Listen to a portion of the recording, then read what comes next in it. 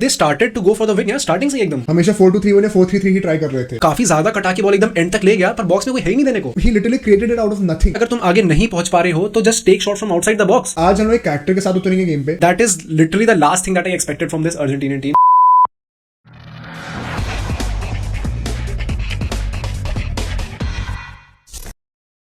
What's up everybody, welcome back to Bro Sports, Where it's all fun and games. this is Aditya And this is Mohit. और आज हमने Messi से एक magical performance witness करी है। बहुत सारी चीजें हैं बात करने के लिए and Argentina is finally back into the tournament. So shall we begin? Let's start. So as you all know, इस वीडियो को भी हम 4 पार्ट में डिवाइड करेंगे।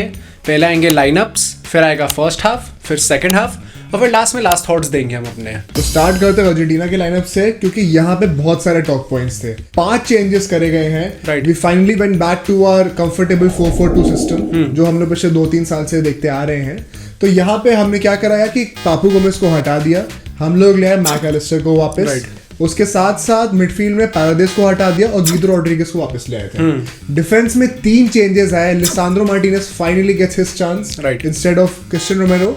राइट बैक पे हमने देखा कि मॉन्टियल वापस आ गया इंस्टेड ऑफ मोलिना, और लेफ्ट बैक पे अक्यूना फाइनली वापस आ गया in place of Tagliafico. Exactly. और अगर हम लोग मेक्सिको की फॉर्मेशन की बात करें तो वो लोग खेल रहे थे 5-3-2, जो कि on paper is completely defensive और थोड़ा बहुत गेम में भी दिख रहा था, बट इतनी सिंपल चीजें नहीं थी। क्योंकि यार मेक्सिको ने building up to this world cup कभी खिलाया नहीं था 3 at the back, 5 at the back. हमेशा 4-2-3-1 या 4-3-3 ही ट्राई कर रहे थे। तो it was quite surprising. May be they learn from Saudi Arabia और शायद Right. मिमिक करना चाह रहे होंगे, बट जो भी था case. And another fact in favour of Argentina is कि यार इससे पहले वर्ल्ड कप में जितने भी मैचेस हुए हैं मेक्सिको के साथ, अर्जेंटीना एक भी नहीं हारी है। 3 मैच हुए हैं और तीनों बार अर्जेंटीना जीती, तो 4-4 हो गया अब तो। अब आते हैं हम लोग फर्स्ट हाफ पे, और यार first half same old story जो हमने सऊदी अरेबिया के अगेंस्ट देखी। Very surprising. मुझे ऐसा लग रहा था कि आज हम लोग एक कैरेक्टर के साथ उतरेंगे गेम पे कि भाई कुछ प्रूव करना है, we have to show that we have been champions for the past 3 years. Right. But very unlikely, मतलब यार बहुत ही डिफेंसिव अप्रोच था। आई वुड से फिर से building from the back,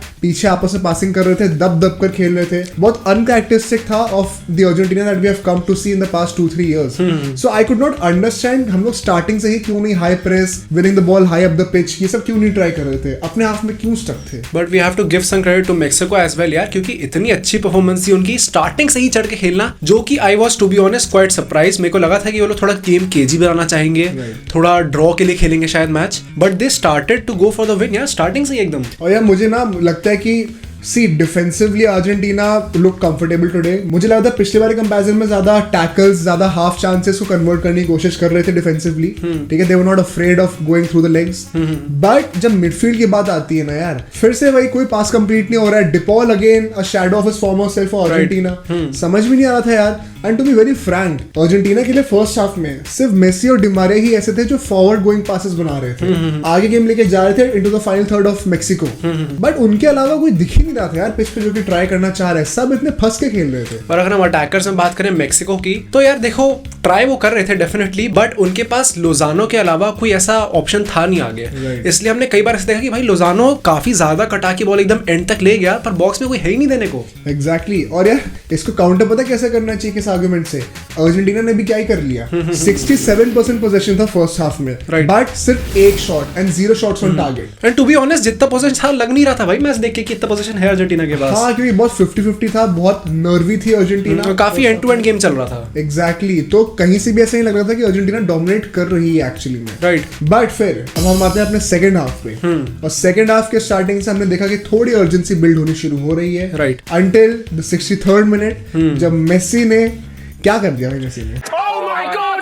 This is what he does! यार पता है क्या, उसके अलावा मैं पता मैच पे भी यही कह रहा था कि अगर अब ये टीम जीत सकती है तो यही है कि कोई ऐसा मूवमेंट आ जाए जो कोई रोक ही नहीं सकता। मतलब कोई रोक ही नहीं सकता था गोल को। और मतलब वो गोल भी ही literally created it out of nothing. Di Maria ने विंग से एक बॉल निकाली, सबको लग रहा था कि मेसी क्या पता 1-2 करके आगे जाने की कोशिश करेगा, लेफ्ट विंग पे बॉल दे देगा दोबारा, बट उसने 8 टच लिया, बॉल को सेटल किया, फिर वहीं से बैंग इनटू द गोल। और पता है अच्छी बात यह है कि फर्स्ट हाफ में इनके शॉट आ नहीं रहे थे। जो हमने एक शॉट की बात करी वो भी जो है लोटारो मार्टिनेज के हेडर से आया था, वो भी बहुत वीक सा शॉट था। बट द थिंग इज कि मेरे को लगा था अगर तुम आगे नहीं पहुंच पा रहे हो तो just take shot from outside the box, and that's exactly what Messi did and it paid off. क्योंकि मेसी का इस सीजन में फॉर्म वैसा चल भी रही है, converted a lot of shots outside the box. Exactly. तो बैंगिंग ऑन दैट फॉर्म यार, उसने वही वो अपने आप को ट्रस्ट करा एंड ही कन्वर्टेड, और फिर वहां से यार एक इमोशनल सेलिब्रेशन, और उसके बाद से पूरी अर्जेंटीना टीम जो है ना, I at least got some flashbacks of how they have been in the past 3 years. That also has to do something with Mexico, क्योंकि यार देखो एक गोल पड़ गया, मेक्सिको के लिए मैच जीतना was very important, इसलिए वो भी थोड़ा आगे जाके खेलने लग गए, इसलिए काफी स्पेस क्रिएट होने लग गई थी। डेफिनेटली। और यार अर्जेंटीना के लिए जब हम कहते हैं ना